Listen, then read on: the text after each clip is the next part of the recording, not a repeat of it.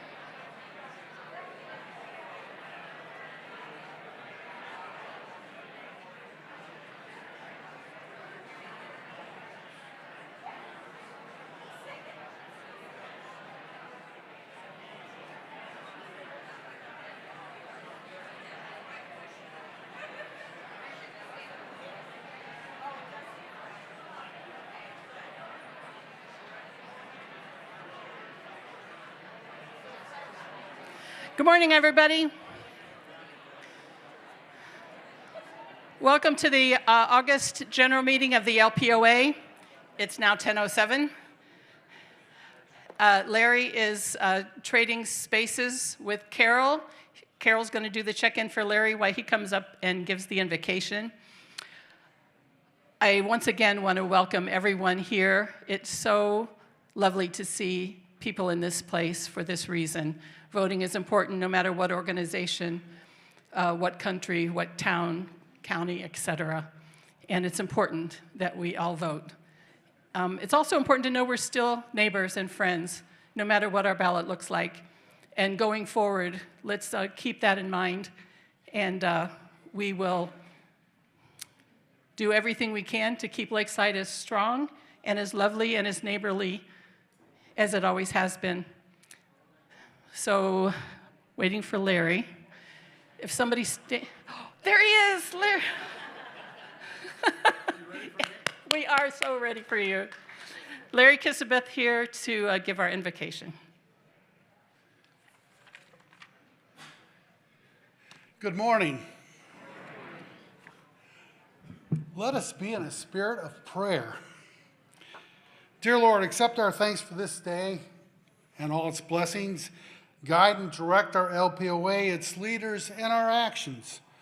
Grant that each of us may feel and honor our responsibility toward this organization, to our Lakeside Chautauqua, and to our country. Bless our fellowship today. Bless our meeting today. Be with us as we welcome new property owners, elect new officers and directors, get updates on the happenings in and about Lakeside as we move through the final month of the 152nd Chautauqua season. We pray that we are ever mindful of opportunities to render our service to fellow citizens and to our community. Keeping in mind always the enduring values of life, exerting our efforts in those areas and on those things upon which future generations can build with confidence. Let us continue to strive to make for an enriching Lakeside for all and for a better world. As we gather together, we ask for the Lord's blessing in all that we do, and the people gathered together say, Amen.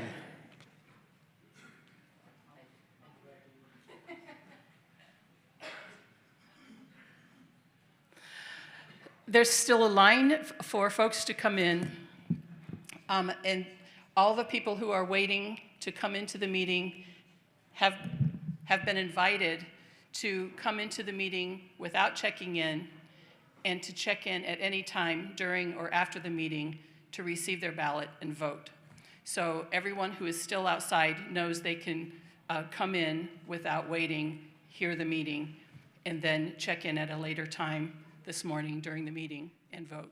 So with that, we're going to continue with our meeting. The first order of business, which has been promised, is the LPOA elections. We have 4 positions to fill this year. Since the last meeting on July 12th, when the slate and the floor nominations were announced publicly, we have had a robust time of informing candidates and introducing the various candidates. Everyone by now should have received information and knowledge about all the candidates. Today, as you came in, there were the bios offered again. So at this time, I'd like to announce the offices and the candidates for the offices. And as I say your name, candidate, would you please stand and be recognized? For the office of Treasurer, Jerry Leibarger. I'm sorry, I was doing it by memory. Thank you. Now I know why you're all here. Keep me honest. Jerry, thank you.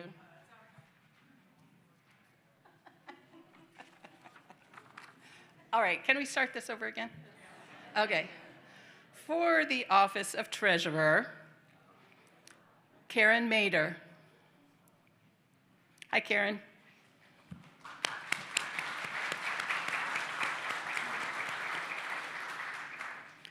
Tom Ramsdell.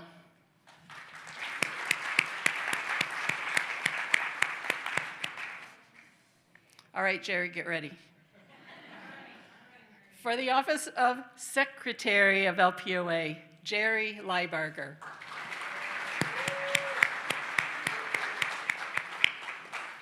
Well, that was worth the wait, Jerry. For the office of LPOA Trustee, Carolyn Kaner Fleischer.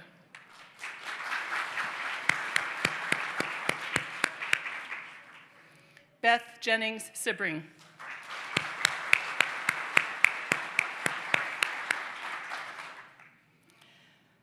For the office of LPOA Rep to the Lakeside Association Board, Mike Eggers.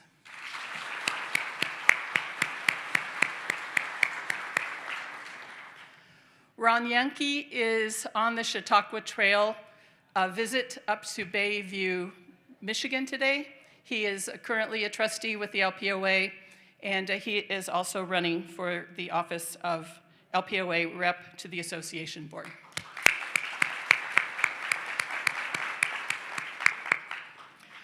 Also on the association, Chautauqua Trail is Charles Allen, our CEO, and in his place today will be Meg Johnson. So that's why they're not here. It's a worthy cause. How many of you went to the camp meeting at Hoover the other night? It was really nice. Yeah. Thank you. At this time, we'd like to have Brett Johnson, our trustee, come up. Brett is the new chair of the newly forming LPOA Membership Committee. And from here forward, the chair of the membership committee is going to welcome the new property owners. So, Brett. Thank you, Marianne. I don't know what brings you back to Lakeside every year, but for my family and me, it's you. So as we gather today, I'd like to welcome all new property owners that have just become Lakeside property owners since our last meeting. So if you are here, will you stand up so we can meet you? If you're here. Will you stand up? There's somebody pointing at somebody.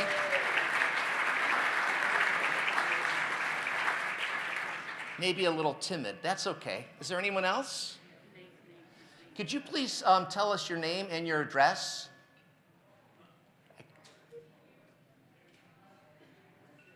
We'll find you. How's that? As we move this season, and another person here? Okay, will you stand up, please? My name is Sherry Frederickson. I purchased the home from 403 Cherry, Victoria Rose Cherry, and 4th Street, and I'm from Tucson, Arizona. Oh, welcome, Sherry Frederickson, who bought a property on Cherry Street from Tucson, Arizona. Anyone else? We have a mic if anyone else is Right here. Okay. Another person right here. Thank you. Hi, I'm Sarah Mavernack. I purchased a property actually in May last year, but I didn't come to the meeting last year, so now I'm introducing myself. At 228 Laurel. Okay. And my family lives in Abu Dhabi, but we are so drawn to Lakeside. Well, we're glad you're here. Thank you. Welcome. Anyone else? I think that's it. Well, the real work begins now. As members of the Lakeside community, we encourage each other to reach out, to be good neighbors, to welcome our neighbors and make them feel right at home. So thank you very much. We look forward to meeting lots of new folks as we grow our community.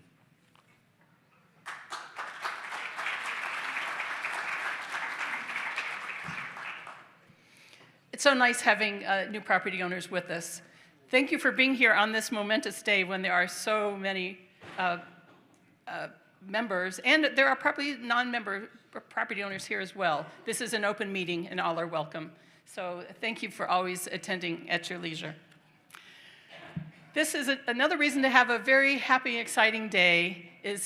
Today is the meeting when the Historic Preservation and Design Review Board, more lovingly known as HP and DRB, gives their Preservation Awards. And I'd like to, at this time, invite to the mic Dale Noble, who has those awards and is looking forward to giving those out. Dale.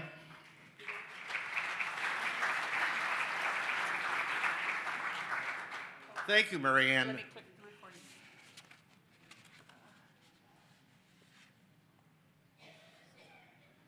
How do I advance this?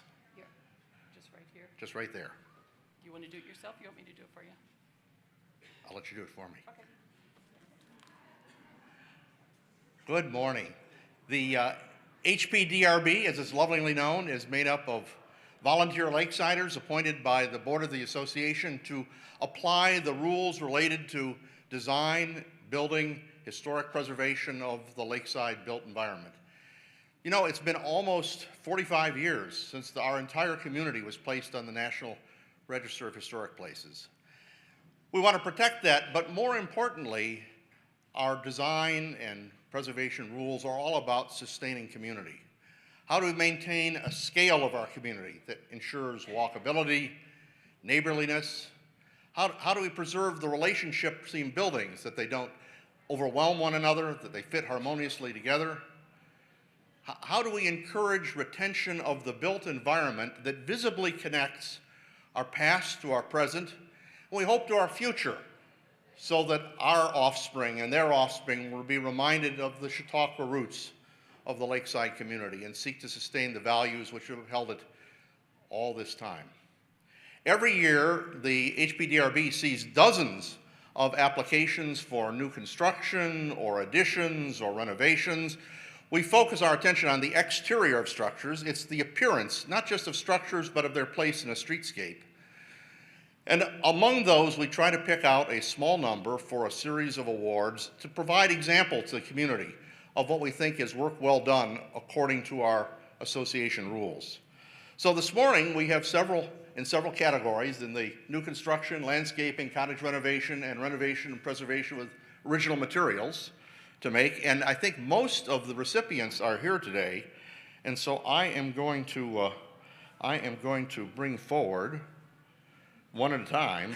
I think our first one is not. The first property in the new construction category is an unusual property owned by Walt Bettinger at 138 Laurel. This is a new construction. This is the oddest lot in Lakeside, probably. This is a totally landlocked lot between Laurel and Jasmine, and most of you didn't know there was even a deteriorating cottage back there.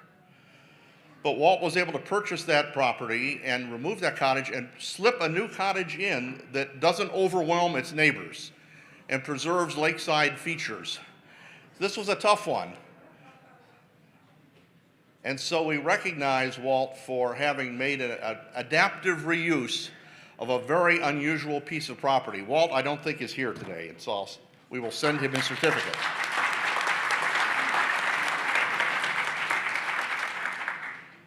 I enjoy this particularly. This is, you'll recognize the castle right across from Tina and my cottage. This cottage is famed for its stonework, and Rebecca and Dean Kruckmeyer, with the aid of those guys landscaping, were able to add pavers and patios and walks that complement the historic stone look of the building. And so Dean and Rebecca, you may be here today. Are you here to receive your award? There they are. There they are. Do you want to come up? One of you come up here.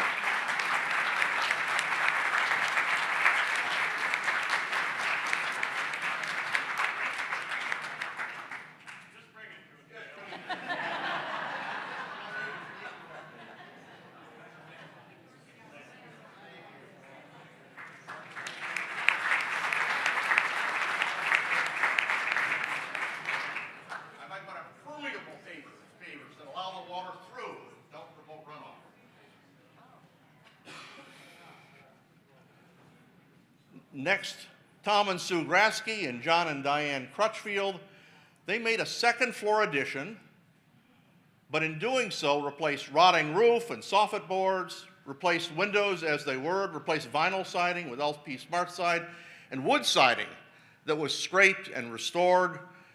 They got rid of an ungainly shed roof, replaced it with something more harmonious with the design of the cottage, and we recognize them for bringing this cottage back to life and preserving it for years to come.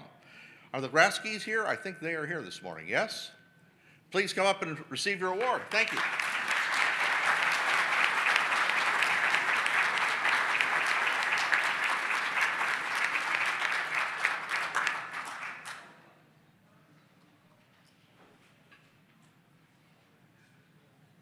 Next is 403 Poplar, Bill and Nancy Carlson.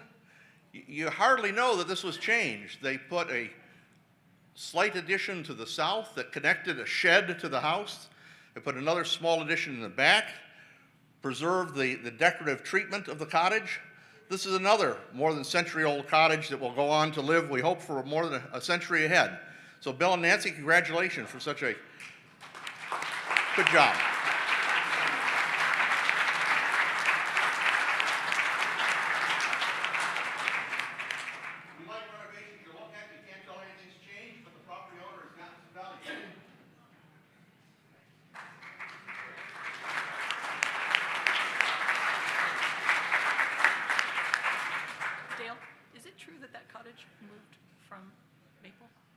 Bill and Nancy, is it true that that cottage moved at some point from Maple?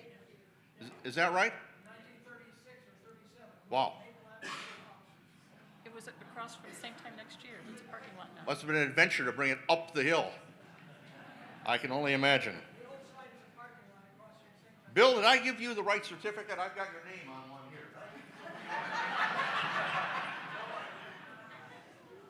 We swap that out. Where's the other? Thank you.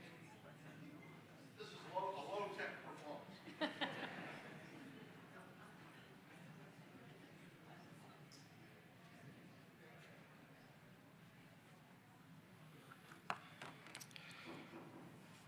Now, this is an honorable mention award. This is what architects would call and preservationists infill property, and the owners know it's infill property, a 20th century structure, mid-20th century structure. You know, how could you get more utility out of it and also make it more harmonious with its neighbors? And this was a really artful approach to a modified A-frame, which took the deck off the front, put an addition with sort of more period windows, blended the colors with some of its neighbors a little better. Really a really unusual adaptive reuse, and we wanted to give it, it doesn't fit any of our categories exactly, but it deserves an honorable mention. And so Paul Nees and Deb Anderson, are either of you here today? Yes, thank you.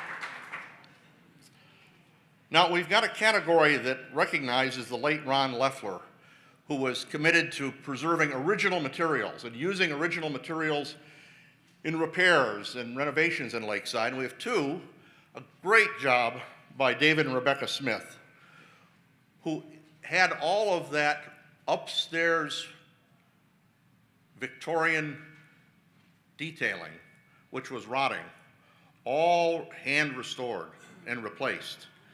And again, you look at this and you don't know it's ever been changed, but it will live on for a long time. These architectural elements restore the porch to its original work, original look, and it does indeed. And so, Rebecca and David, I think you are here. Would you accept your award?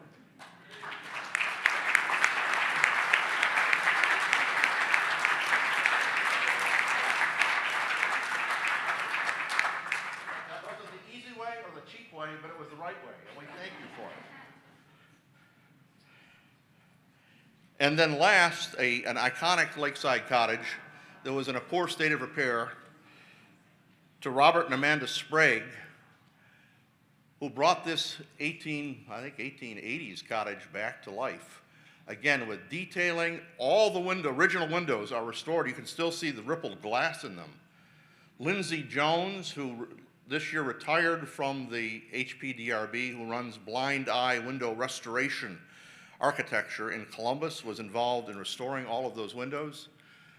This is a cottage that needed new life breathed into it, and it is there. A personal note, this cottage was purchased by Mrs. Letitia Minton in 1920, and my family, my great-grandfather, my grandmother, my mother, and finally my father, all boarded there annually from 1920 to 1944. And I hear about the chamber pots in the outhouse. I think the Spragues have replaced that. So, so much detailing in here which has been restored. Again, it hasn't looked this good in 50 years. Congratulations to the Spragues. Are they here to receive their award?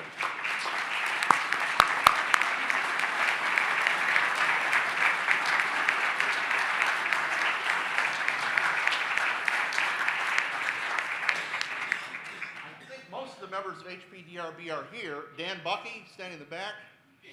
Charlie Meyer, are you here? Chuck Baker, you in the room? Chuck was one of our newest member. Lindsay Jones recently rotated off. Rose Dostal recently rotated off. We are looking for new recruits. If you are interested in serving on the HPDRB, please contact Lisa Hogue in the administration offices, who's our restoration and development administrator, or please contact me. Thanks for the time, Mary Ann. Thank you, Dale.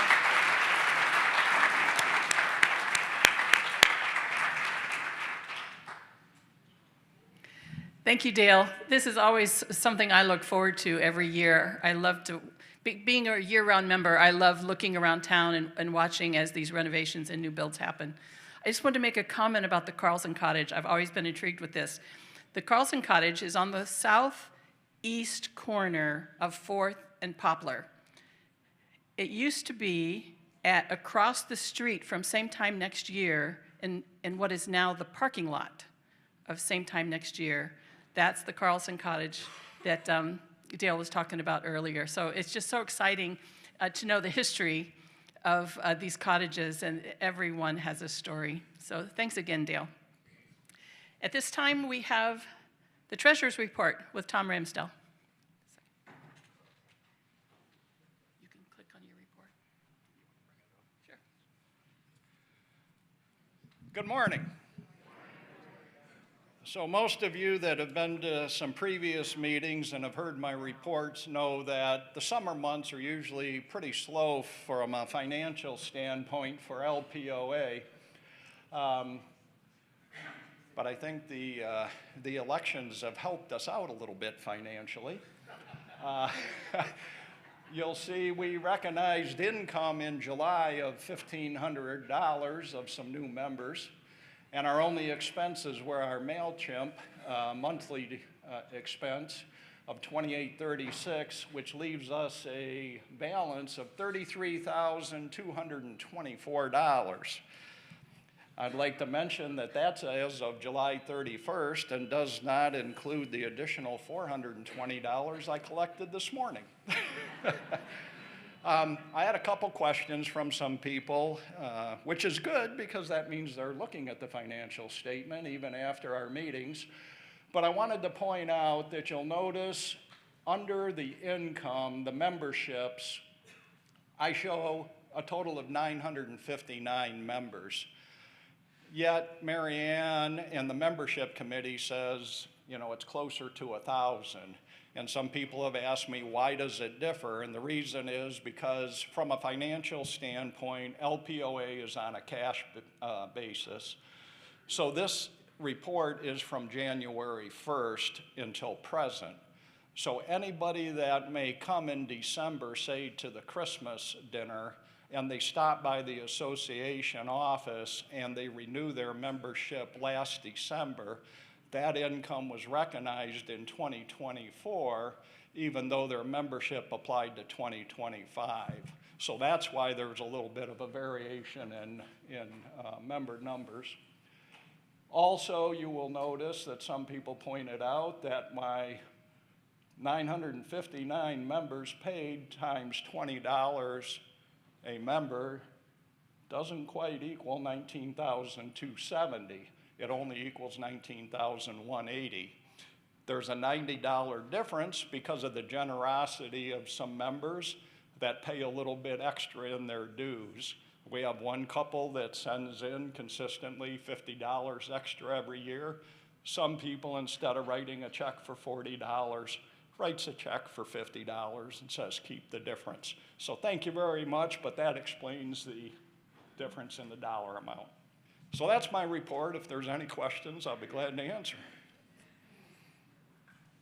Okay, thank you.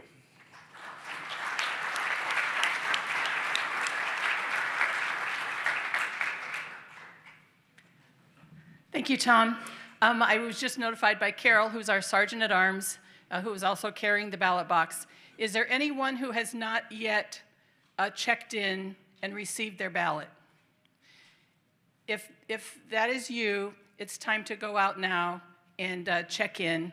We've been informed that the tables need to come down soon, so in the next 15 minutes, the registration table will be no longer. So if you have not checked in yet and received a ballot, please do so now. Thank you.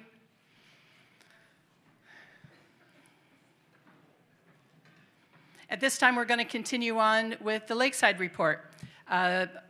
Charles, once again, is in Bayview with this Chautauqua Trail, and in his place is our Chief Administrative Officer, Meg Johnson, who is going to give that report. Thanks, Meg.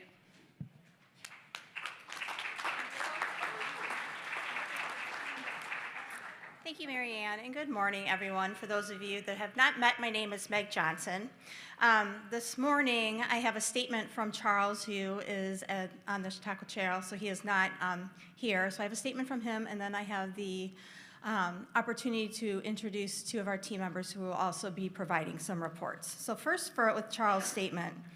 Good afternoon, friends and neighbors. While I regret not being with you in person today, I want to begin by expressing my heartfelt gratitude to Mary Ann for her steadfast leadership of the LPOA and to the entire LPOA board for your continued partnership and commitment to our shared mission.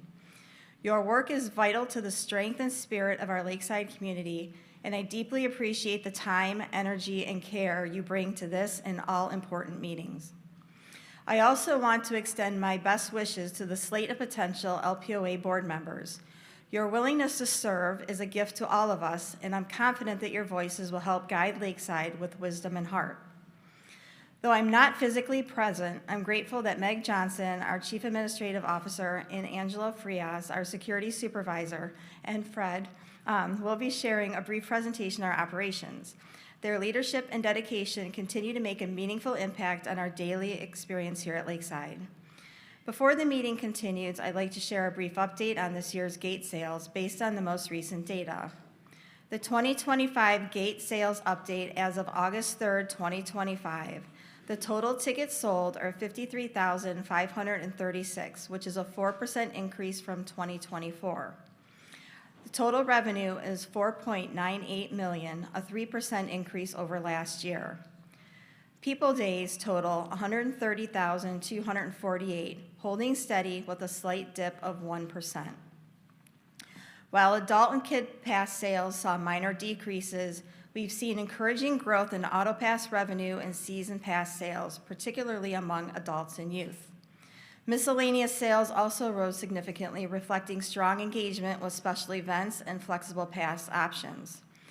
These numbers reflect not just transactions, but the vibrancy of our community, families returning, new guests discovering Lakeside, and the continued trust you place in our team to steward this special place. Thank you again for your support, your presence, and your belief in Lakeside. I look forward to reconnecting soon and continuing our work together to ensure Lakeside thrives for generations to come. With gratitude, Charles Allen, President and CEO of Lakeside Chautauqua.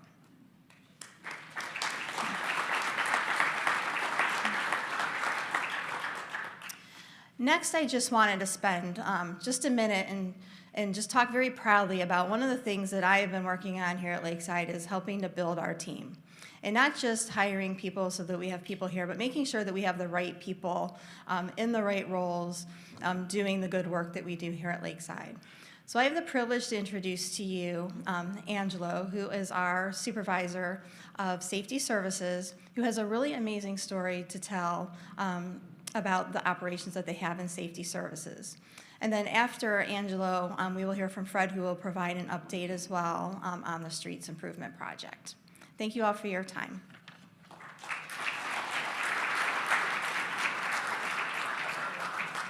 Good morning, everybody. Good morning. It's great to see all these friendly faces under one roof. I feel like I've met every single person in here, but I don't know yet.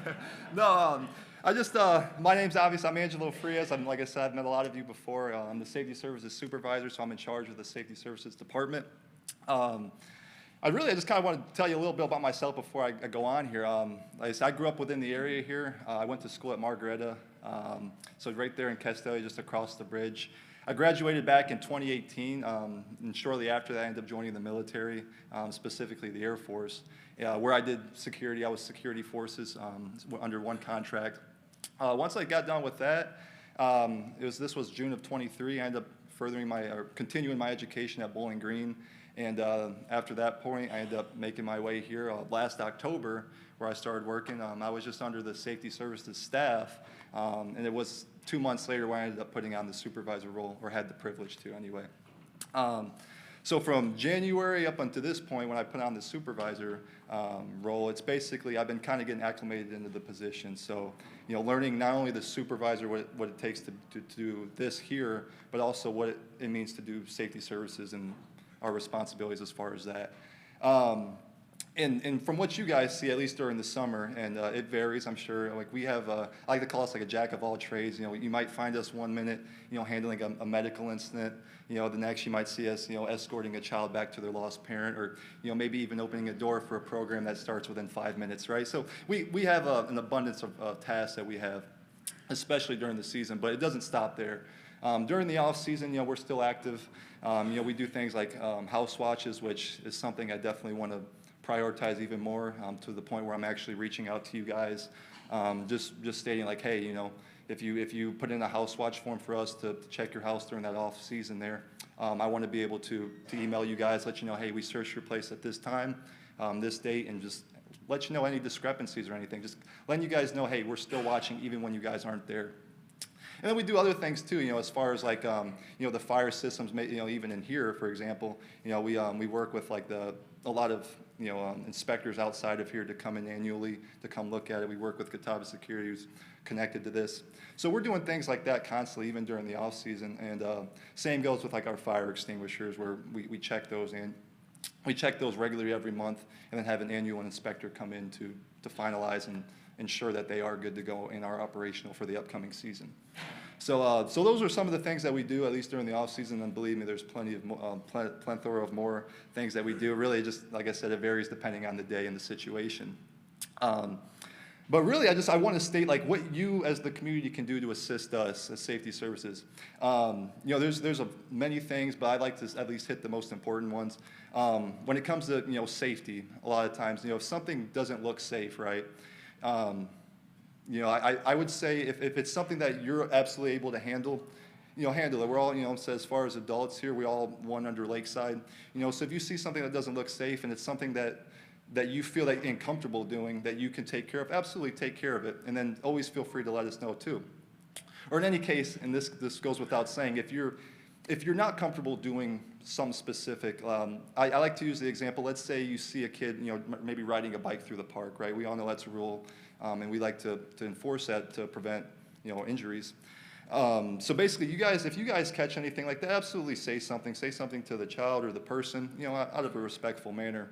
And then if you're not comfortable doing something like that, for sure, reach out to us, reach out to our office, that's our job, and that's something we have absolutely no issue taking care of as well. Secondly, I just want to state, I'm not sure how it's been in the past, but I will say, at least for this season and ongoing, as I'm here, feel free to reach out to us. Whatever concerns that you guys have, even from a minor level, reach out to us, let us know what's going on, and we're going to do everything we can to help assist and maybe even kind of cover that, take care of that situation there. And then lastly, I just want to reiterate some of our expectations when it comes to golf carts and bikes, right? So, those are two big issues that we constantly have here. I'm sure it's been ongoing over since Lakeside's been around, right? But starting with like golf carts, right? The biggest thing is, during the hours of night, let's use our operational stuff. So like if there's lights on, the golf cart, as there should be, make sure we're utilizing those lights at night, that we're abiding by traffic laws. So if you're coming up on a stop sign, stop at the stop sign, even at dark hours. I know it doesn't look like there's a lot of people around, but this is Lakeside. You never know if you turn a corner how many people are going to be there. And especially walking around, right? So it doesn't matter the hours of darkness. I've worked night shifts, and I've seen plenty of people even at 1 in the morning, right? So please just, abide by traffic laws, stop at stop signs, follow the speed limit at 15. I know some of these golf carts can go over that, so please just do that for not only your guys' sake, but for those around you here at Lakeside. And then lastly, to get more into the bike situation, so the biggest thing with the bikes, so again, let's ensure that we're wearing helmets, right? If especially for the younger age kids, ensure that they're wearing helmets when they're riding around, and again, following traffic rules. And this has been a big thing I've been seeing. Every time I see it, I do correct it, but I only know it's going to continue to happen. So what I would greatly appreciate is if you again, just following traffic rules, stopping at stop signs, even if you're on a bike, looking both ways, and then. Same goes with golf carts. Just making sure you're aware of what's around you, the people that are walking around. Sometimes people will just sporadically cross the road, right? So these are things why I say just be mindful, be paying attention, and yeah, like I said, that's all I really have as far as that part. But other than that, guys, I really just want to say thank you for giving me a great summer here. This is it's been awesome. Thanks for giving me a great first Lakeside experience. This is my first summer, so. I've had nothing but joy and a good time while I've been working here, and it's because of you guys. And then, I know there's still a couple weeks left, and we're going to continue to give our greatest service, and I look forward to having more summers with you guys. So thank you.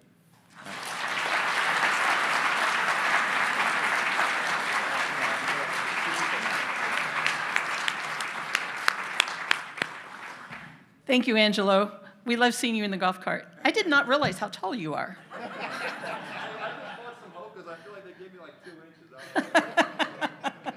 You were a great help to us in the off-season leading up to the summer. Those on the social committee, how many times did you open poolside for us? And I made sure to remember too. Yeah. Yes, and that's right. You had the schedule and it was open, and you always respond with a smile, and we're just really, really grateful for you. So thank you. You're pretty smiley too. Here's another smiley guy, Fred Sealing.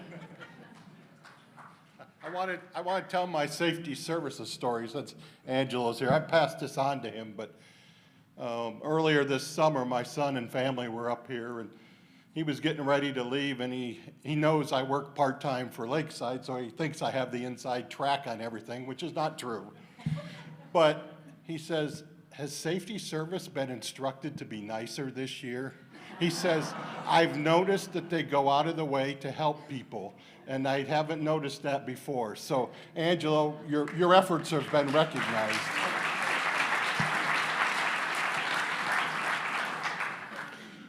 Now back to the streets project. I'll give you an update. There was a communication that went out earlier this week about the streets project, but I had a meeting with the contractor the end of July, very brief meeting, but at that meeting, they shared that they're going to move their start date from early September to early October. They need to do that because of the progress of their current projects. They still anticipate meeting their May 1st completion date. So I will be having a pre-construction meeting, not just myself, but all of those involved in the project will be having a pre-construction meeting with the contractor the end of August. In fact, it's the Friday of Labor Day weekend. At that meeting, we will have a more detailed schedule of their plan of action. We will discuss any of the things that might be impacting questions that we have, questions that they have. And following that meeting, we will be sure to issue a communication to update the community more about what's going on. In the meantime, we've had, 3, 4 neighborhood meetings. and there are a couple more scheduled. I'm sorry, I don't have the dates for those, but if you look on the website under Community and Streets Project, you'll see the dates for those, so you can sign up for those. Those are 2 more yet this month in August, and then there will be a virtual meeting also, so at that point, we will hear from comments from the community, and we've heard a lot of that, and I've been spending part of my time meeting with residents and talking about the project and trying to clarify impacts and other issues related to the project. So that's the update. I guess earlier I'll talk about phase 2 and 3 briefly. The committee met in July, discussed where we think we might be with phase 2, but nothing has been decided yet. Based on the pay-as-you-go model that we're using, we know we will need 2 more phases. We don't know what those streets will be yet.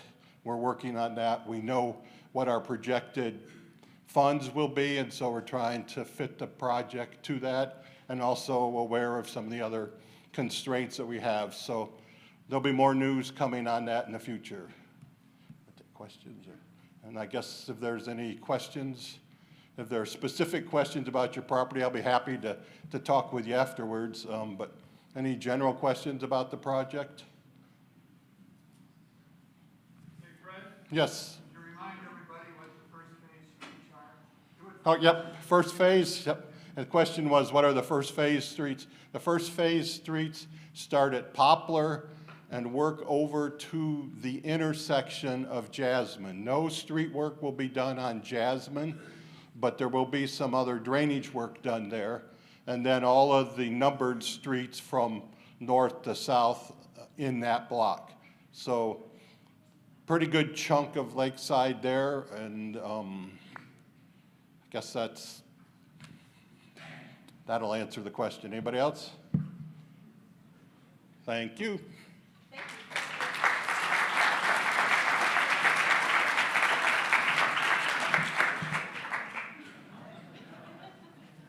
Sorry, I saw Tom Ramsdale sitting here and he reminded me of something.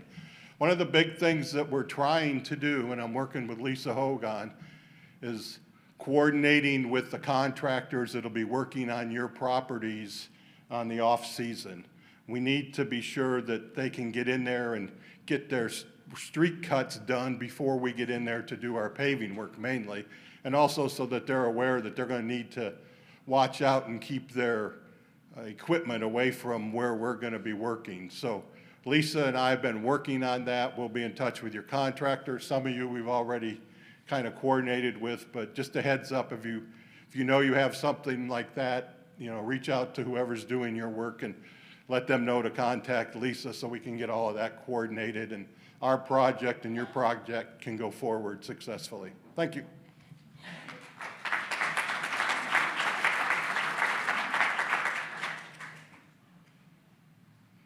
And Fred, when you're finished with the lakeside streets, if you could go over to Route 2 over by the bridge and help them with that project.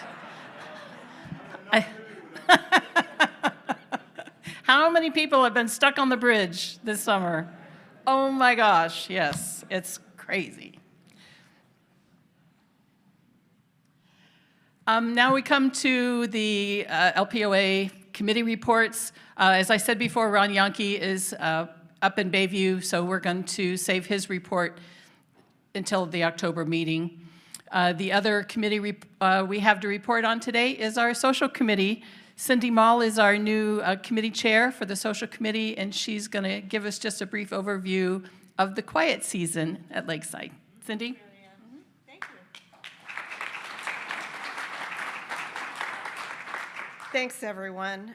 This is the 3rd year that LPOA is sponsoring what we've dubbed quiet season activities.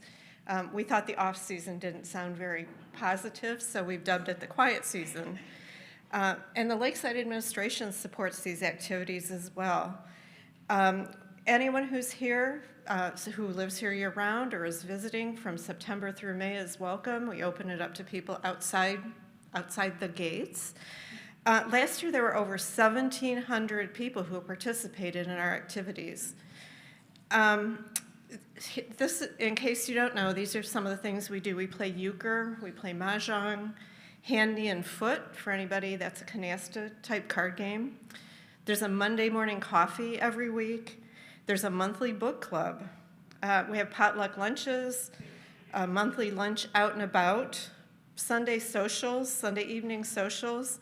And this year we're planning a few special themed Sunday socials, chili cook-off, a Friendsgiving dinner, a Super Bowl party, that's always very popular, and a progressive dinner, which we've done a couple times in the past and has been a lot of fun. New this year, thanks to Connie Roop, we're going to have shuffleboard on the schedule if the weather permits. And Connie tells me that they go all the way through the winter. So we're especially grateful to Lakeside and to Eric Foltz, who runs Poolside. That's the location we've had the last couple years, and now that Eric, who runs the dining room and catering here, has taken it over, he's agreed to let us use the dining room area. And it's perfect for our activities. He's expanded the menu there. I'm just going to put in a little plug for Eric. Poolside is really, it's a good place to go this year. He's expanded the menu, and so please support Eric because he's supporting us. I'd like to recognize all the volunteers who help coordinate these activities. We couldn't do it without them. So Pat Cook, Brenda Haas, Diane Hartenberg, Carol Raber, Tracy Richards, Carol Reinhart, Connie Roop with Shuffleboard this year, Beth Sibring, and Stephanie Thompson. I'm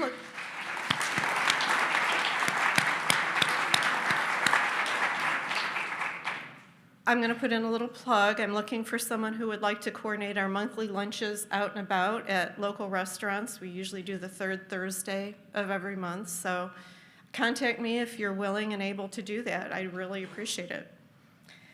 A special thanks to Lori Schweitzer, who coordinated this last year and laid a really good groundwork. We have all the bones laid out for how this is going to work.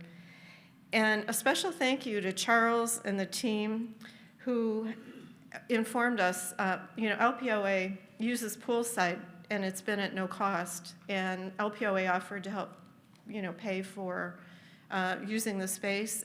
And Lakeside graciously agreed that because of the beneficial relationship between LPOA and the Lakeside Association, the neighborliness that this promotes, that they would not accept anything from LPOA. So thank you to Lakeside. And one last thing, just this morning I'm told LPOA's executive committee met and they've agreed to hire a cleaning service once a week because we do use Poolside multiple times during the week, and there are bathrooms there that need to be kept clean, and the tables and the floors. So much thanks to LPOA for sponsoring that. We'll be meeting tomorrow afternoon to finalize the schedule, and when that's finalized, LPOA will mail it out, email it out. Also, we use Lakeside 365, the Facebook group, to post any updates or reminders, so be sure and check on that too. We hope to see all of you during the quiet season. Thank you.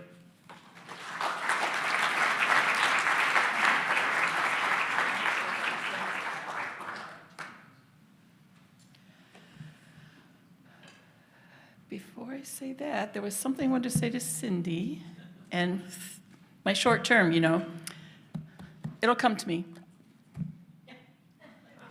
Where is it? I don't know. It'll come later. We would like to know if there's anyone in the room present at the meeting who would still wish to vote. Right here, or if you still have your ballot. Raise your hand high so we can collect the ballots. If all the ballots, once we know all the ballots are here, Carol and her team can start counting. Carol is our sergeant at arms. She has collected a team of vote counters. I don't know who they are. Carol does. And as soon as the counting is finished, it won't be before the end of this meeting, but sometime today we will send out an email blast and let you know the results of the election. What was it I wanted to say to Cindy? It was important.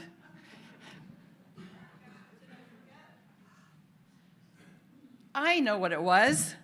You can also find the schedule of quiet season events on the new LPOA website.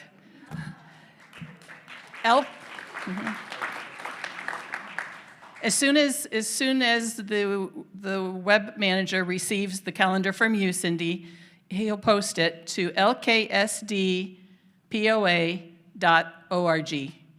And you'll find a link that says LPOA calendar. Click on that, and then you'll see the quiet season calendar of events.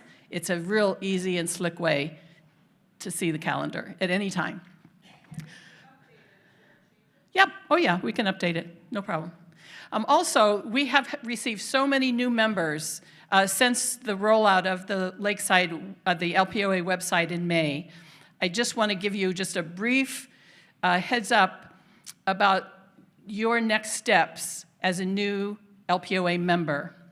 Every member needs a unique email address to be able to access the password-protected side of the LPOA website. It's no longer possible for you and your spouse or partner or your second person who is your owner or member to use the same email address when you access the back end. So if you are a member, like for me, I am a member, I have my own email address. Rich is a member, he has his own email address. Going forward, that will be our portal for voting. So every member needs a unique email address, okay? So when you go today or soon to the lksdpoa.org website, you'll click on Login, and you have three choices. Either I want to become a member, which you've already done as you checked in today, or I'm logging in for the first time. That's you, new members, who've only been a member since May. You click there, follow the prompts, tell them what your email address is. They will send you an email address and guide you to the next steps for you to gain accessibility to the password-protected site. Once you've done those steps, then every time you log in, you can click on the third box that says, I'm ready to go, I'm returning. So it's not hard, excuse me, it's not hard. You need an email address. If you have trouble, if you want to have help how to create an email address for yourself, reach out to one of us on the executive committee and we'll help you get set up, no problem. Any questions about the website or how to use the website? It's a really, really slick website. It's still in progress. We're still in the process of rolling it out. All the bones are there, and you will see great progress as we go forward. Okay.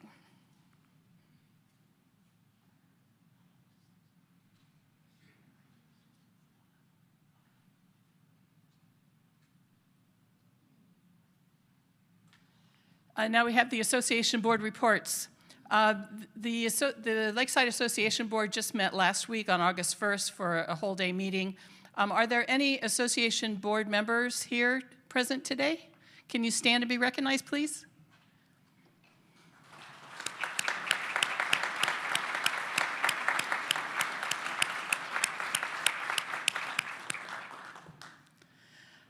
Hi, everybody. I hope you were at the meeting last week. It was a very good open meeting. There was a new element of our board meeting. Actually, there were two elements of our new open concept of our August board meeting. One was the ability to register beforehand if you had a specific comment you wanted to give to the entire board and the audience present.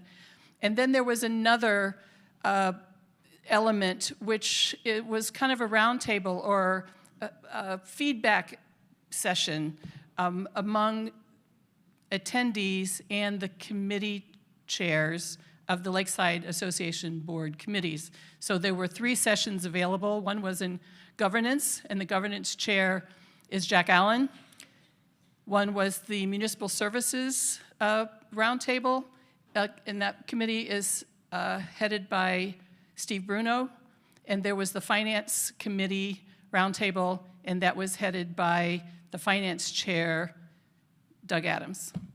So those meetings were so productive and so beneficial. We were very grateful to everyone who attended those and gave us really honest and direct and useful dialogue about not just concerns, but also vision. And we just really appreciate it, and we have some concrete steps that we can take forward. Because I'm on the governance committee, I was in that governance roundtable. There were actually 2 sessions with every committee, so I was in 2 sessions of governance committee roundtable. And the big issues that came out were 2. The prevailing issues of the governance committee. One was the non-disclosure agreement, and the other issue that came up was communication in general between the board and the community. We're very grateful for all the feedback that was received. And the governance committee is actually excited about sitting down at our next meeting and talking about how we can rework the elements of the non-disclosure agreement to make it not only more understandable for the board members so that we feel freer to share things, we have a better understanding ourselves, but also that the community understands the purpose and the limitations of a non-disclosure agreement. It's something that is going to be on the governance committee agenda, and I want you to know that we take it very seriously, and it does need to be looked at and fixed and tweaked. So.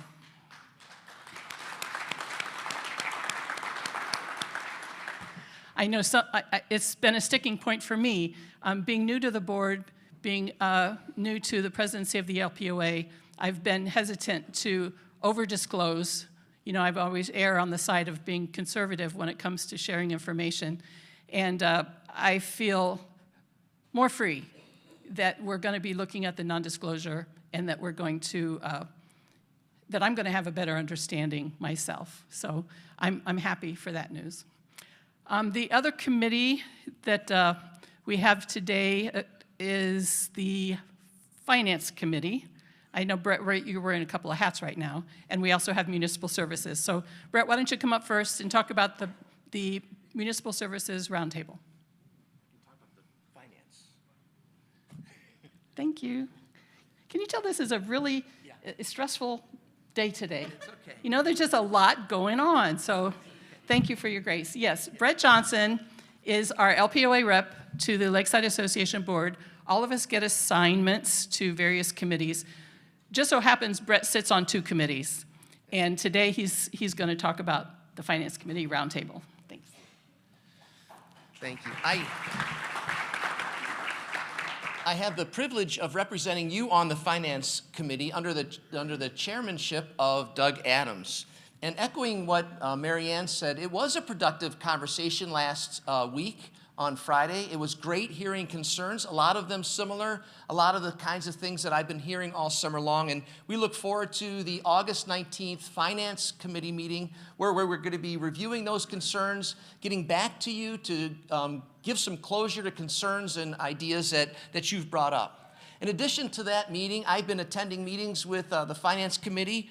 And you've heard a lot of this information before, but if you weren't here last week, I just want to share some highlights from the July 22nd meeting. The completed, signed, and audit was received and presented last week at the board meeting. Doug reported at the last meeting that a task force has been created and is working on developing return on investment and return on mission metrics for the capital improvement projects that we've been hearing and learning about all summer long. And probably most importantly, and most of what you're concerned about, and I understand that, is that there's been a lot of questions and comments and concerns about the financial situation and status of Lakeside. This coming August 23rd at 9 o'clock on Saturday, we will have our annual finance forum. In addition, Doug and Charles Allen have created an extensive plan where instead of having 1 financial forum a year, we will now have 3. So you can look, Charles has already scheduled those. They'll be virtual and in person. I suspect in the middle of January it might be more virtual than in person, but it's another opportunity for Lakeside Association and Finance Board to come together with all of us Lakesiders to understand more clearly about Lakeside finances. Thank you so much for supporting me and the Lakeside Finance Committee through the Lakeside Board of Directors. Thanks.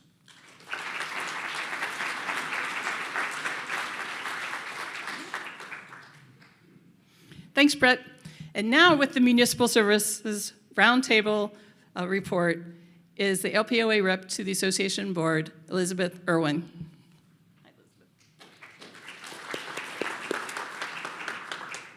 Thanks, Marianne. So as one of the LPOA reps on the board, I participate in the Municipal Services Committee under Steve Bruno's leadership as the chair. And so we have meetings, but because of my role, I participated in that breakout session at the meeting last week. So I wanted to give you just a few updates about the themes that were discussed. Both of our sessions were well attended.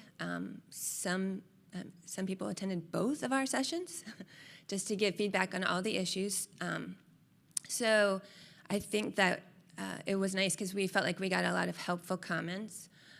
During the first session, we talked mostly about parking and some of the issues relating to the assigned parking spots and then the public parking spots. Some of the themes that came up were that special thought may be needed to give to certain areas that are commonly used where the space is shared by people attending programs like at Hoover. But the people who live around there also need to have parking. So that was one of the themes. We also talked about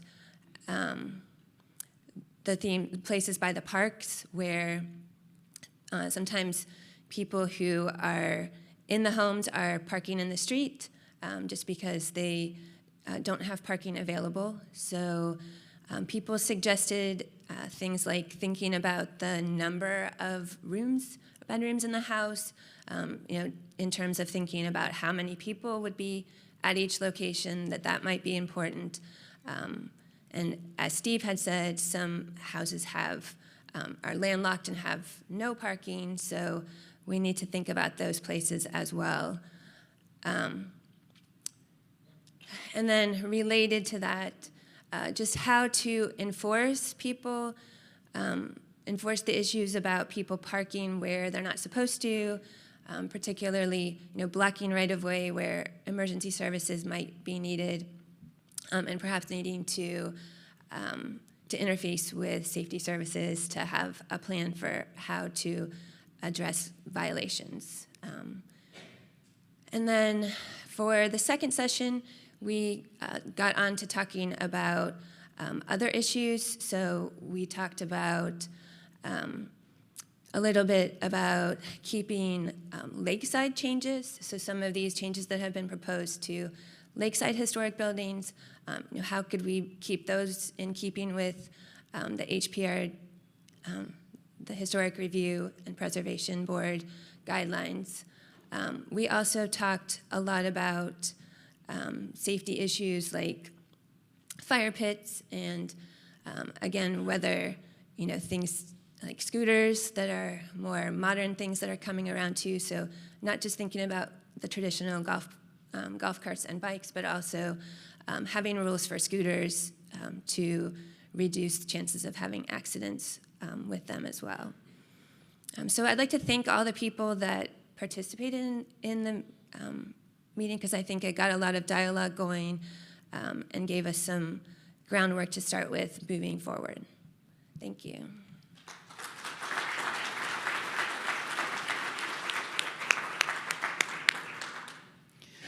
When we left the public part of the board meeting last week and went into executive session, before the session started, there was this palpable feeling of excitement and energy. The board really felt like now we have something that we are excited about working on. We have specific things that can go back to our committees. And so I just want to, again, thank everyone who came to that meeting last week, and just for your presence and your passion about Lakeside. It's just really important to the future of this community. Thank you.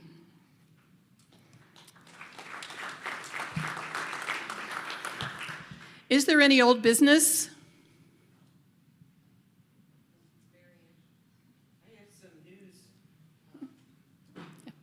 Unless we have a mic. Come on up, Connie. Odd to see you not on the shuffleboard court. Okay, so when I was a teacher, the best information you got was at the copy machine, and that's where I was this morning, and I got the best information ever. So there's going to be new signs that are posted at the dumpster area. Okay.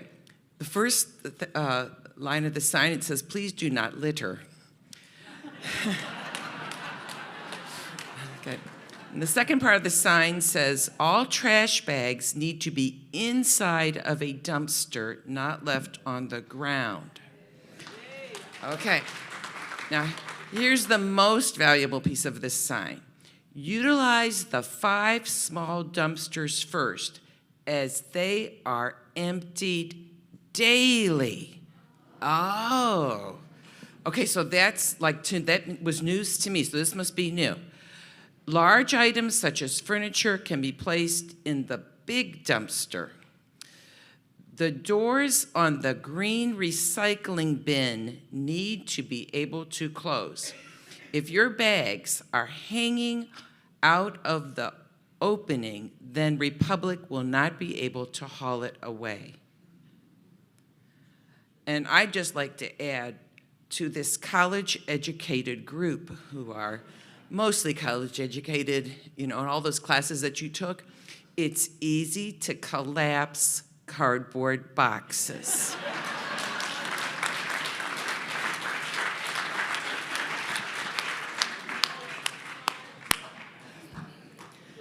Connie, if my dad were still alive, he would have came over and given you a big hug over that one. That was a constant theme growing up. Yeah, and you don't just stomp on it, you just take it apart and flatten that thing. So, any other old business? Any new business? Great. Thank you.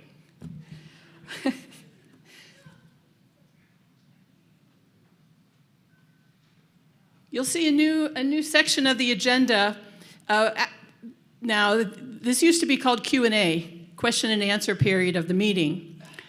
At our LPOA Executive Committee meeting after the last general meeting, one of the trustees said, it's really not fair to call it Q&A because we don't often have A. We have a lot of Q, and we have a lot of comments. Can we call it something else? So this was Ron's suggestion, and so I put it there. It's evolving, but I'm thinking about my favorite show, the Antiques Roadshow. Does anybody else watch the Antiques Roadshow? And at the end, they've got the feedback booth. That's where I would be if I was at the Antiques Roadshow, because I would think something's valuable and it's really not. But it's worth asking, right? That's what our old Q&A, now called comment section, is. I would like to call it an in-person feedback form. That's what this part of the meeting is for. All of our business of the day is over. There is no more new business that we're going to discuss. So anybody who doesn't want to stay for the comment section is free to go. Enjoy the humidity. But those of you who have something to say, this is your moment to say it to the group and to say it to the executive committee, say it to board members who are here. This is the place where we have that good feeling like the association board had last week when we got together and we talked about things in a really constructive way. All of our comments are for the good of Lakeside, even when we're frustrated. So until we find the perfect name for this section of the meeting, today, because it was Ron's suggestion, we're going to call it Comments for the Good of the Community. And our microphones should be in the aisles. Tracy has one in the back, Ross has one, and Jeanette, and we will start it off with Jeanette. This part of the meeting, just so you know, will go on until there are no more comments. I don't believe in shutting down the comment section. It's one of the things that I think is important when you come to a meeting, to be able to speak when you want to. So here we go. And Jeanette, you're first. I have Please a question. give your name and address. Jeanette Keaton, Thank you. 1314 East 4th Street in Island View. Okay. And I just have a question about voting because we were talking about it and we're confused. Okay. Is it a single vote per household, single vote per membership? How many times can people vote? Well, this is kind of a late answer, but here it is. Every member of LPOA can vote in an election with this couple limitations. First of all, your membership your voting rights are limited to 4 votes per household. That's 4 individual LPOA members attached to a particular household. You can't be one person voting 4 times. Every member can vote 1 time, no matter how many properties you own. So, for instance, Dwight and Alice King owned, God rest his soul, I think maybe 6 properties. Alice King is 1 member with 1 vote. If you own multiple properties, you are a member because you're a person who belongs to an organization. Your house is not the member. You are the member. Okay? Does that clear it up? But you have to be paid. Yes, oh, yeah, you have to pay. You have to pay to, yes, you have to be a member in good standing. Yeah. $20 Any- pays you a vote. This is not a pay to vote. This is a pay to become a member. Yeah. Voting is one of the privileges of membership. I'm Brenda Baker, 174 Vine. I'd like to ask Angelo why he's here, because we sit on our porch and we watch the motorized scooters zip by. We watch the bicycles, golf carts, everything go, just completely ignore the stop signs. Is there any enforcement? Is there any ticket? Is there any punishment? I've probably said something to a couple of kids who I made traumatized, but it's for their own health and our safety too. But how are you enforcing that?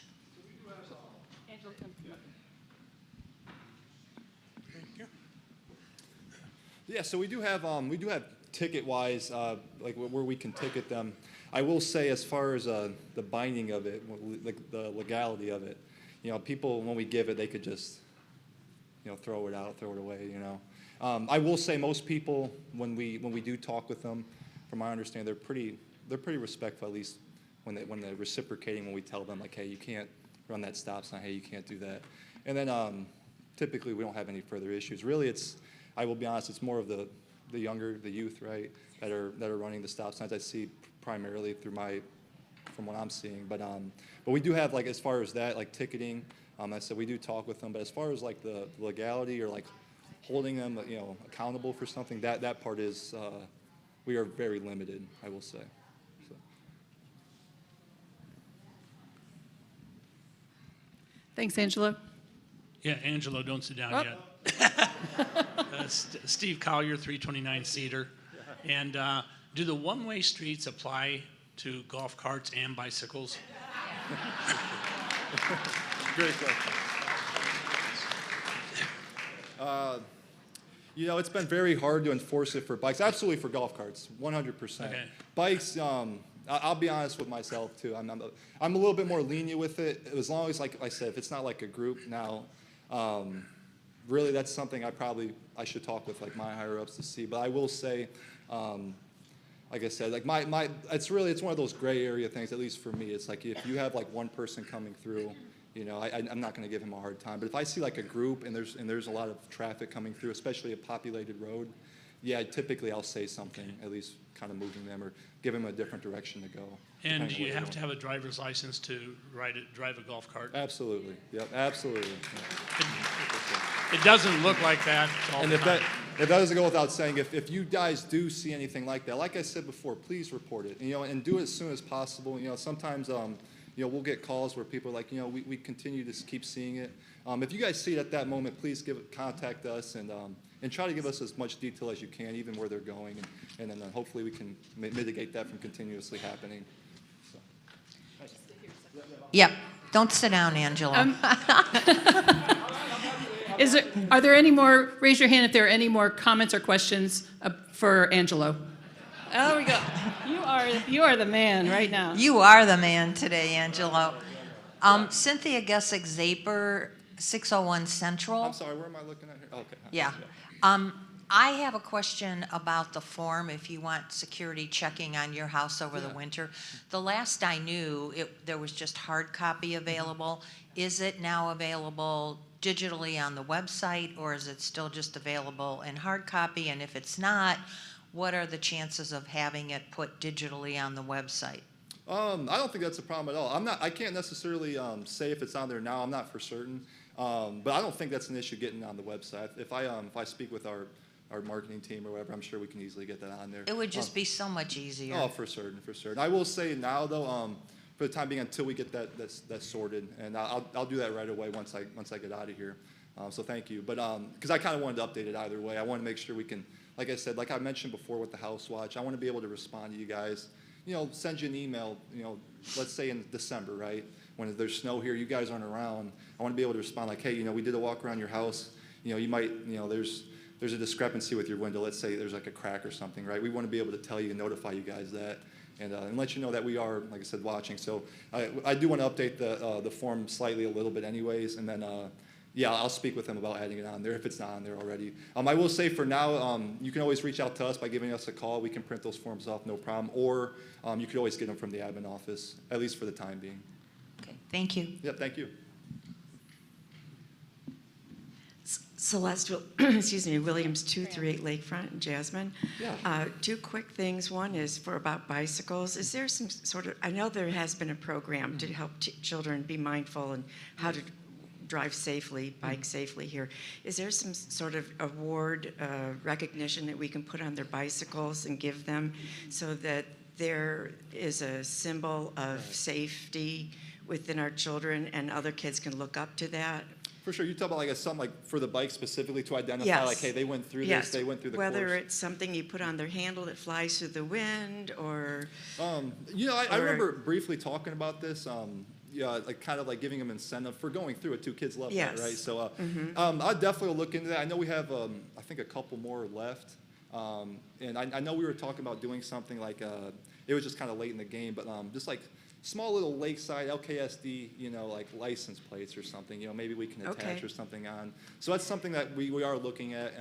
And mainly I want to do it because, when kids go through something, they want something after a lot of times. You know what I mean? Right. So especially something like that. They go through something, they want a reward, which is Great. for certain. Yeah. So yeah, definitely. I will look into definitely doing something simple like that to where you could just look at the bike and see that, yeah, that we did go through the course. And what we're thinking is like, yeah, maybe some type of little small license plate, something we can attach or like a magnet or something. Yeah, something that's absolutely. visible to other children. For sure. My second question or comment is the other week there was a little girl who was traumatized, and I saw her walking by our cottage.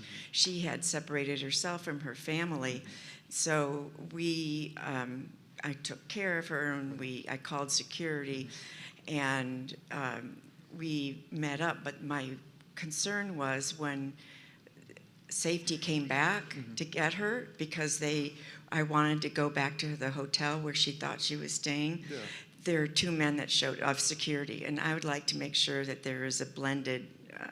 Right. Yes. So man and woman.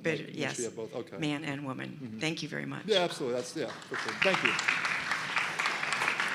I would say no. Thank you. Fran Rodstrom, I live at 432 East Hi. 5th Street. Hi. One thing I want to say is to compliment your office. I made a report about a safety concern, and it was handled within an hour. So I'm grateful for that. Appreciate it. Thank you. Secondly, I want to ask the question, would there be any value in putting up one of those signs that says you're going 15 miles an hour or you're going 20 miles an hour? Funny you say that. We've been that would for sure. probably help your office. No, but absolutely. It might absolutely. wake people up. No, we are definitely looking into that. It's yeah. actually funny you say that, coincidentally. I just got something from my higher-ups to look into it about adding it in. I won't say, obviously, within this season, but that's something that we definitely are heavily considering, especially with the amount of the influx of golf carts and that we're getting here. So I think that would help. Because like I said, we are kind of limited even on like the measuring of the speed. Right now, we know most of the golf carts have a limitation. They won't go over the speed limit. I can say that as far as ours, but there are some other golf carts that are electric, but they're getting the speeds that can go up to like 45 or even 60. So yeah, absolutely. So that's why, we're absolutely looking into that for certain. So yeah. And lastly, I have a grave concern for children that are riding in the laps of their parents when they're infants or older, and they take them out of the car seat in their car and they put them in a moving golf cart that could hurt them. So you don't have to answer this, but my question is, what can security do to encourage families to have a safe way of getting their children of picking them up as far as like on the golf cart. Yeah. I will say whenever I do see that, which I do see it often, and again because it's just a safety thing. If I see a child sitting on a lap as they're driving, that not only distracts the driver, but it puts the person that's sitting on the lap in significant danger as well from easily. There's come cases where someone will cross the road, you got to step on the brake quick, right? And you don't want that kid flying over, especially if the windshield or whatever is down at that point. So these are. Anytime I see that, I usually correct it. As far as promoting it and getting it to the people that are out there, I'll be honest, that's something I'll have to kind of come across some creative ideas to figure out how to massively produce it to everyone so everyone can understand that. But I will say, at least for now, again, this kind of comes in. If you guys see anything like that, please just let us know. Like I said, even if it doesn't seem like it's something major, I'd rather get calls about something than not get a call at all, and especially if it's a safety thing like that. But I will say, as far as the enforcement of it, I've instructed my staff already. I'm doing it consistently. If we see anything as far as like that where people aren't riding as they're supposed to on the golf cart, we will say something.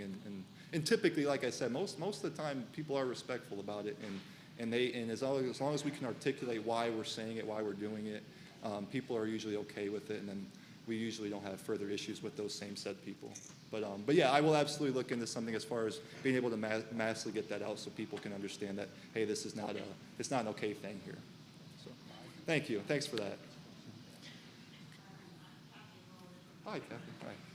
409 Maple, but my question's not for you. Oh, okay. You can sit down, Angelo.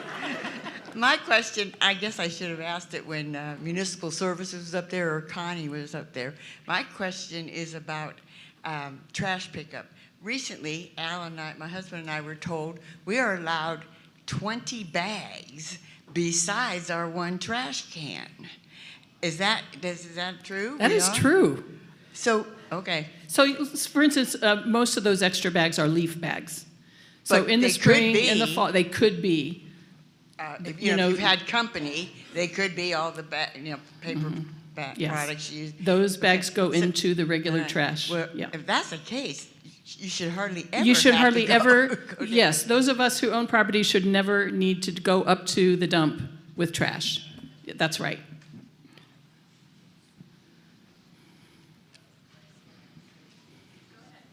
Go ahead. Lynn Hudson, 324 Poplar. I'm back to... I'm looking for you, Lynn. Where are you? Oh, there you are. Something that all of us can do is use positive reinforcement for children who are actually stopping at stop signs. Positive reinforcements work. So if you see a kid stopping at the corner, say, "Good job. I like the way you stopped at that stop sign." Yeah. That is so important. Thanks, Lynn. Hi, I'm Becky Smith, 229 Lynn. Just to follow up to the question about the dumpster and the trash pickup, I heard that we have a problem with Marblehead residents and Marblehead restaurants dumping their garbage into our dumpster because it's not gated. Is there anything that you know of that is being done about that, so we're not, you know? I've been told, I don't have any firsthand answer for you, but here's what I've been told by Jim Schweitzer and by Charles, that most of the improper dumping is not happening from drive-by folks. It does happen, don't get me wrong, but a lot of the improper dumping up there is happening from inside Lakeside.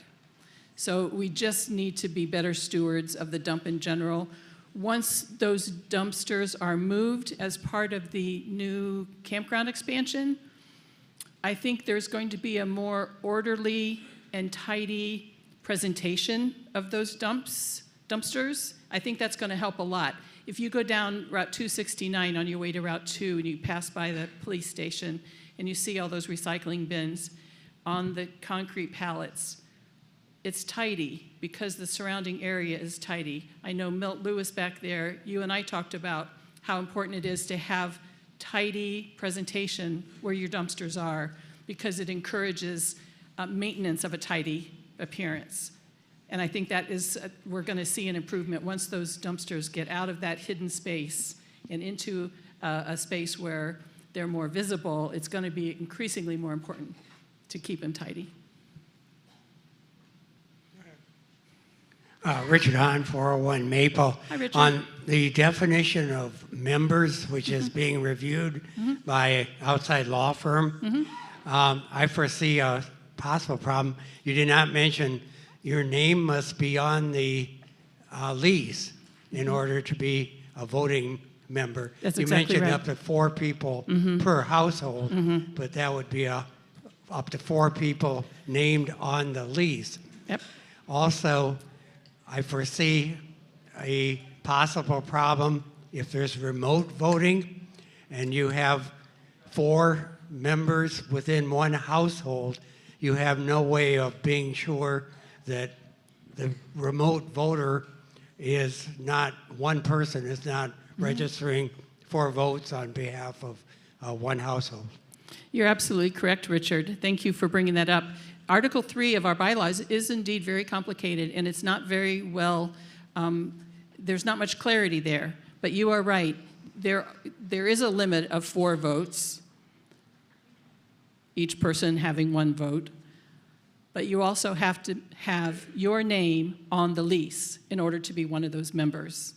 If you are the sole name on the lease and there are 3 people living in your house, there is 1 qualified member of LPOA, not 3.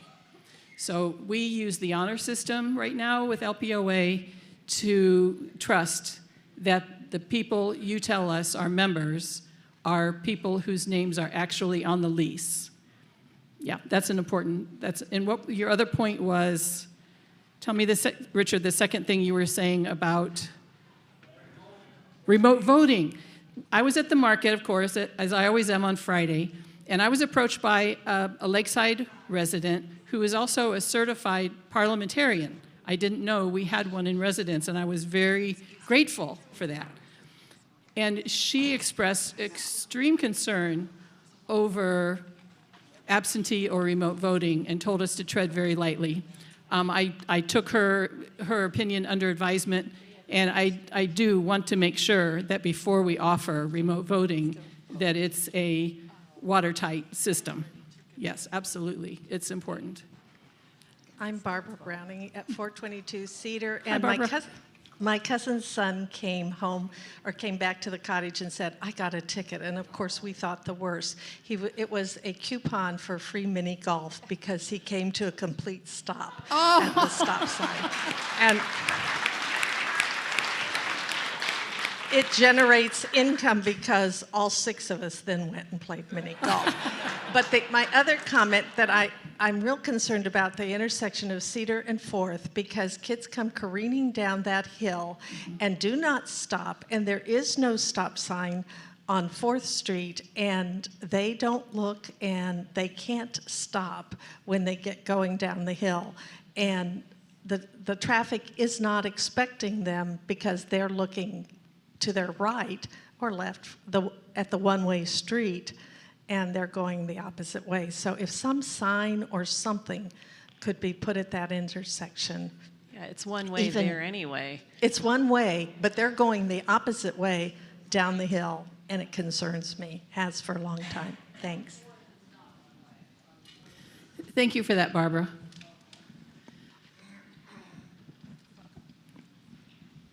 Hi, I'm Diane Tyler. I live at 423 Maple. So we live between 5th and 4th, which is a main road down to the dock or to the... What I've noticed is so many people who come in are carrying bicycles. I think the people who rent their places need to advise these people about the one-way streets and the stop signs, because it isn't just us locals, it's the renters who come in. They're on vacation, they don't care, they're all over the place. And I find that a lot on Maple Street, that the kids are riding the wrong direction, and it isn't just the kids, there's plenty of adults that do the same thing. So if there was a standardized paper, note, whatever, please instruct your renters that they need to follow the stop signs and the one-way streets. I think it would be helpful. Or even if you're just having company come, you know, so they know. Thank you, Diane. Meg, am I correct in thinking there is an effort at standardization in the works right now for folks who rent properties at Lakeside? Yeah, she says yes. There is some standardization procedures that are currently in the works. I never really gave that a thought when I see bicycles on the backs of cars all the time, but it never occurred to me that you're right, those cars carrying bikes are likely folks who are renting and may not be as familiar with the rules of the road as those of us whose bikes are in sheds or in our garages. Thank you for that. Yeah, it's... Right, that's right. I don't know if you heard him, he said you're obligated by the state of Ohio to honor the rules of the road if you're on a bike. So the next, I think Milt's next. Yeah, Milt Lewis, 530 Cedar. Anthony, these issues with golf carts and that, these are really community issues. I would really encourage the LPOA to take a lead and have some community forums where we could talk about how we want golf carts to be used in our community, so that you're not trying to come up with rules and then present them to us and find out that's when we don't like them. Mm-hmm. And the same thing about the trash. You know, we are the residents here. We should have we have a stake in how the trash is handled in that, and when it's not handled well, it's really our issue. So again, Marianne, I'd like to encourage you guys to really maybe set up some community forums around these issues so that you can invite the administration in to participate with residents in coming up with solutions to these issues. Sure. Also,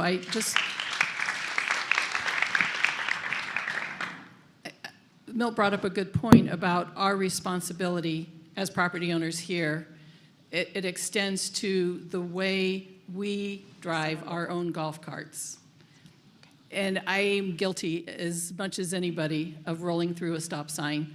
I need to be more deliberate and intentional about setting a good example for everybody else. And if the more times we see people stopping at stop signs, I'm talking about ourselves now, the more times we stop, the more visible our stopping will be to another person who has an opportunity to change their behavior too. So it's going to start with us using our best behavior with ourselves and with our guests. Suzanne Carl, 202 Lynn. Hi, Suzanne. We've got a lot of security questions today about the streets, and I'm proposing that we do a study of the streets. There are so many north-south streets that don't have stop signs, and the kids roll down those hills when that would need to happen is change the way the stop signs are there. And then there are intersections that are more busy, and the kids come rolling down on their bikes. Yesterday, I witnessed a child who should be in the hospital or worse today. And the child stopped and said, "I'm sorry, I'm sorry, I'm sorry." But if we had a stop sign there, because it's 1 block from the 2nd Street West Gate, that wouldn't have happened, or maybe it wouldn't have happened. But I mean, if we had a study proposed and then implemented, maybe we could find simpler ways by just changing where the stop signs are. And Lakeside could do a 1-page little pamphlet on safety concerns for every house in Lakeside and just put it in the mailboxes. That might help a great deal. Thank you. I wish Lakeside was big enough or wide enough that we could put a bicycle hill dedicated to bikes. If you feel inclined to go down a hill on your bike or scooter, that's the place. But I don't think we have that space here, but who's next? Nancy Carlson, 403 Poplar. Real quick, Bill and I are concerned about the growth of the bushes at the corners, and it's a safety issue and a municipal services issue. Some neighbors don't cut them because they say they're on lakeside property. So, I think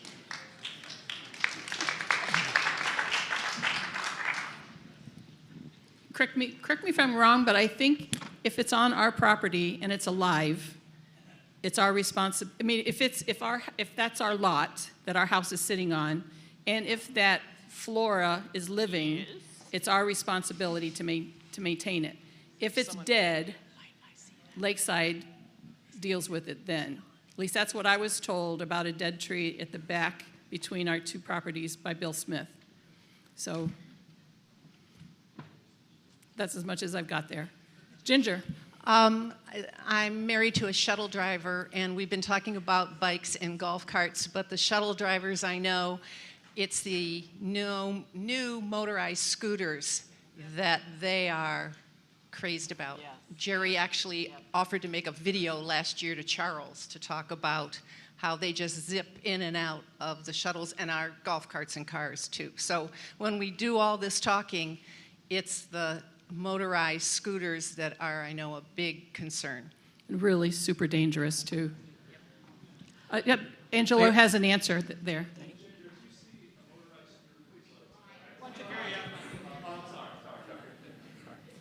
All right, hey, and this goes for everyone, Ginger, but if you guys see a motorized scooter, please let us know right away. Any of that type of stuff, we try to keep off the roads, at least during the season. Going too fast or any Just these motorized ones that use gas or anything like that. Is that what you're saying? Is that what you're saying?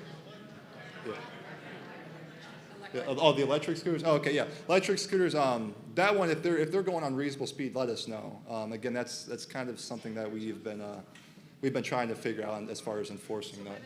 By the time that scooter, right. We see it, and we call you, where is the scooter now? I mean, how do we report that? That's why I was saying, give as much detail as you can. The more detail you give us, the better chances are we can at least catch them. So if you guys see, if let's say it was on Maple, and they're going down to the pavilion, just say, hey, they're going north towards the pavilion, and then typically how we're arranged, hopefully there's someone within the location, they can respond pretty quickly. So, all right. Thank you. So we would want to include a description of the person, what they're dressed, what the clothes they have on, so that you can be on the lookout for that particular. How many are in there? How many people are in the golf cart? Looks like maybe color. The color of the golf cart. As much as you can get. Yeah. Take a photographic a picture of your memory, which is something I need to do, obviously, these days. Who's next? Vida McCrae, 176 Jasmine. 2 comments. I'm a bike rider, at least for a few more years, knock on wood. And I appreciate Angelo's leniency, because if you approach Hoover Auditorium from the east, especially like Cedar and Second, that area, you're faced with one-way streets. And it's like a 5 to 6 block or longer route to even get to Hoover. So in that area, it's appreciated that you'd be a little lenient, and it's understandable that people would do that. Second comment is, as Lakeside has placed more and more recreation venues up on the hill, we definitely need to revisit the notion of the stop sign orientation along Fifth, because coming down those hills, you really cannot safely stop. So changing the stop signs along Fifth might be a solution if we can't do mini roundabouts, as was previously mentioned in another meeting, which, you know, okay, thank you. Thank you, Vida. Who's next? Nancy Jacob, 443 Walnut. I attended the Lakeside Association Board meeting on last Friday, and that was very helpful. But it didn't seem like we got enough information or would continue, because the reports were made. I thought, oh, there's going to be a follow-up the next meeting. We won't be there. So is there any move to open up those meetings? We don't have to be participants all the time, just so that information is available to us as property owners.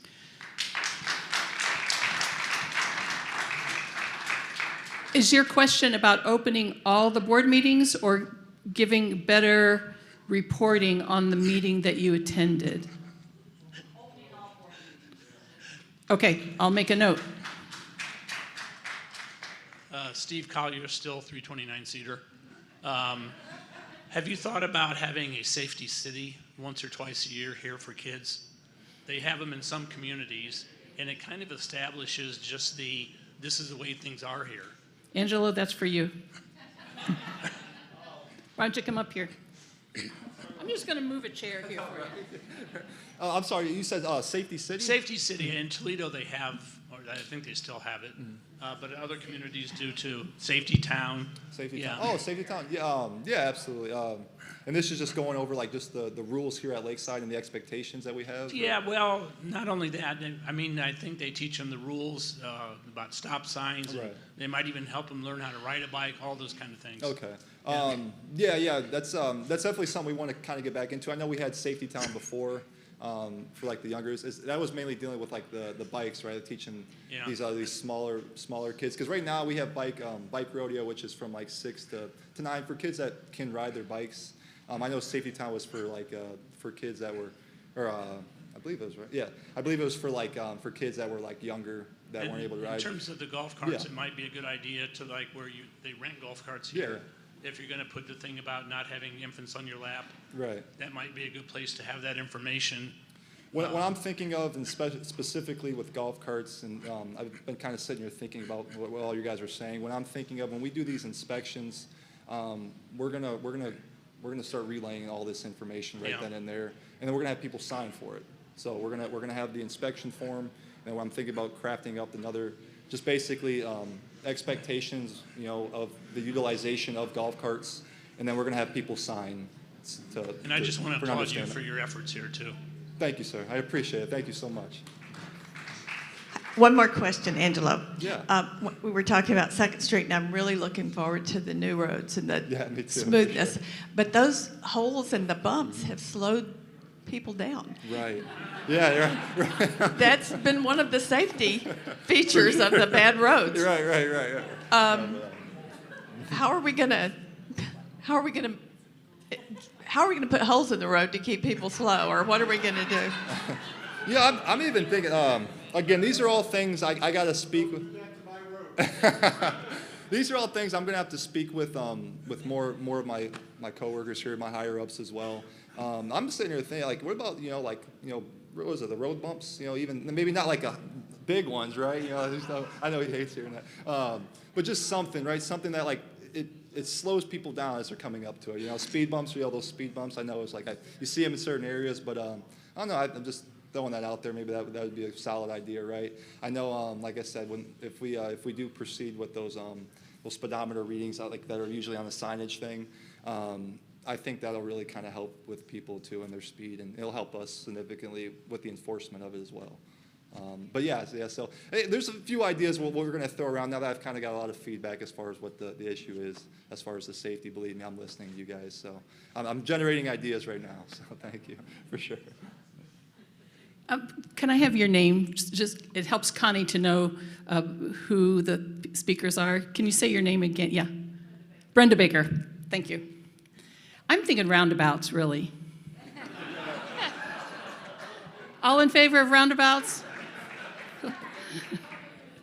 Let's start maybe at 5th and Central, or maybe at Walnut Plaza and 2nd Street, a roundabout. Yeah, yeah. In Europe, you know, Rich and I travel extensively by car in other countries, and the thing about those little speed signs that you're talking about, they don't bother to stop you. They will just send you a ticket. Yeah, so months later, I won't say how many we got, but it was more than one in more than one country. So just so you know, it's an option for you. Oh, who's next? Erin Corey-Hosoffel, I'm 545 Cedar. I have a 10-year-old. He's here all summer. I'm often with a lot of kids. I think Safety Services has done a phenomenal job this summer. The other thing I've noticed is a huge decline in the number of people that are underage driving golf carts. So I know you guys have done a wonderful job enforcing that. We are on the corner. I think somebody made a point about more stuff being on the hill. When we first lived there, there was no pool. There were no many of those things. We asked for a stop sign. It was put in. It helps, but only to a certain extent, obviously. I think one of the important things is I'm hearing a lot of people are concerned about the kids. Programming is great. That's correct. A lot of kids do Safety Town. We did the bike rodeo many times over. I would just encourage you guys to go to the places where the kids are. I think you have done a phenomenal job of making yourself present. But go to CHIP once a week and introduce yourself and introduce a few of the safety officers. Go down to MGM and meet the kids. They trust Chip, they trust John, they trust Bonnie to be in places that they understand that they should also trust and listen to you guys. I think that will make a big difference for them.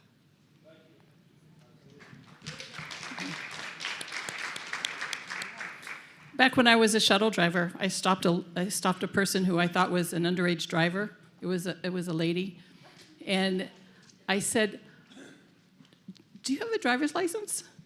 She said yes, and I said, "Oh, good, because I thought you were under 16."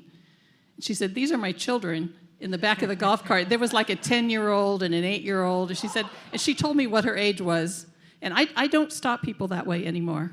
Who's next? Frank. Frank Baker, 174 Vine.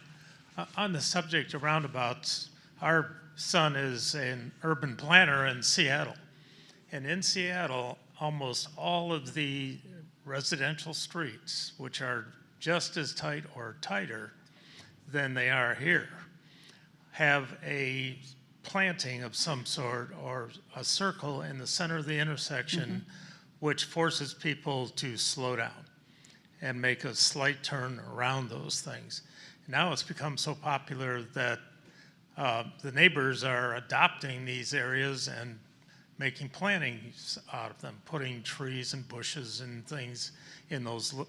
These are small round. We're not talking about anything major here. We're talking about something pretty compact that has both an aesthetic role and can really calm traffic significantly. I just wanted to throw that in. If you want a closer example of that application of roundabouts closer than Seattle, Bloomington, Illinois is the headquarters of State Farm Insurance. State Farm was Rich's customer. IBM sent us out there. We lived there for 18 years. And in the subdivisions, every intersection has one of those. It's basically a glorified planter. And you can't go straight. You have to slow down like way slow, like 5, to do the tight turn to keep going. And it's an amazing town to visit for vehicle safety. It's annoying at first, but it makes sense later. Yeah. Anybody else?